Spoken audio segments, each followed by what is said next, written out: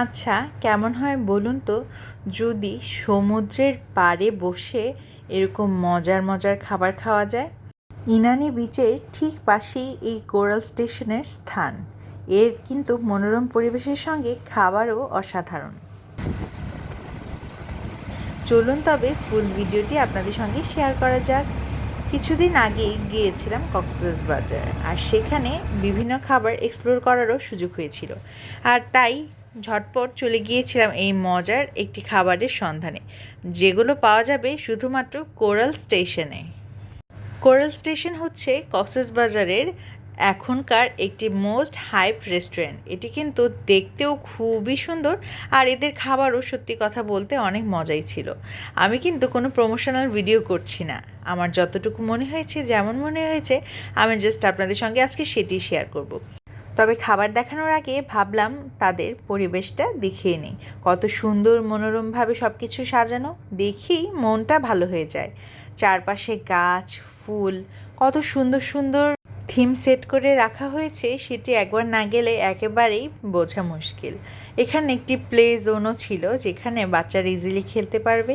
দোলনা দেখলে তো আমার এখনও সেই ছোটোবেলার কথাই মনে পড়ে যায়। দোলনা যদি আমি একবার দেখি তবে আমাকে আর পাইকে দোলনায় না চড়লে তো আমার ভালোই লাগে না। সামনে কিছু সিঁড়ি বেয়ে উপরে উঠে যাওয়ার পরেই কিন্তু আরেকটি সুন্দর জায়গা আছে। এখানেও একটা সুন্দর ঝুলন্ত দোলনা আছে, কিছু সোফা আছে এবং কিছু চেয়ার টেবিল আছে। তারপর আরও কয়েকটি স্টেপ চলে গেলেই আরও উপরে একটি বসার স্থান আছে। এখানেও দেখতে পাচ্ছেন কত সুন্দর করে সাজানো হয়েছে। খুবই কিন্তু ছিমছাম, কিন্তু ভীষণ ভালো লাগে। দিনের বেলা গিয়েছিলাম দেখে আমার হয়তো এত ভালো লেগেছে, কিন্তু রাতে গেলে নাকি আরও বেশি ভালো লাগে। যদি রাতে যেতে পারতাম তবে সেইটাও আপনাদের সঙ্গে শেয়ার করতে পারতাম। আপনারা কি কখনো এখানে গিয়েছেন? যদি গিয়ে থাকেন তবে আপনাদের কেমন লেগেছে সেটি অবশ্যই জানাবেন, আর আপনাদের কোন খাবারগুলো বেশি পছন্দ সেগুলোও অবশ্যই জানাবেন। আমি চেষ্টা করেছি যতটুকু সম্ভব আপনাদের জন্য কিছু ভিডিও ক্লিপ নিয়ে আসার জন্য, যেন আপনাদের সঙ্গে শেয়ার করতে পারি। আমার তো এই প্লেসটা খুবই ফটোজেনিক মনে হয়েছে। আপনারা কিন্তু চাইলে কক্সবাজার গেলে এখানে অবশ্যই একবার একটা ঢু মেরে আসতে পারেন। এত সুন্দর একটা পরিবেশ ছিল, আর সেদিন খুবই বাতাস ছিল। এত সুন্দর ওয়েদারে এরকম সুন্দর পরিবেশ পেলে কি মন্দ লাগে। হাঁটতে হাঁটতে প্রায় শেষ অংশে চলে এসেছিলাম। এই সিঁড়িগুলো পার করতে পারলেই নিচে কিন্তু তাদের একটা রেস্টরুম আছে, যেখানে খুব সুন্দরভাবে সব কিছুর ব্যবস্থা আছে। বাইরেও কত সুন্দর সুন্দর কিছু বেসিন আছে, আর এখানে তো কিছু পাখির সন্ধানও পেয়ে গেলাম।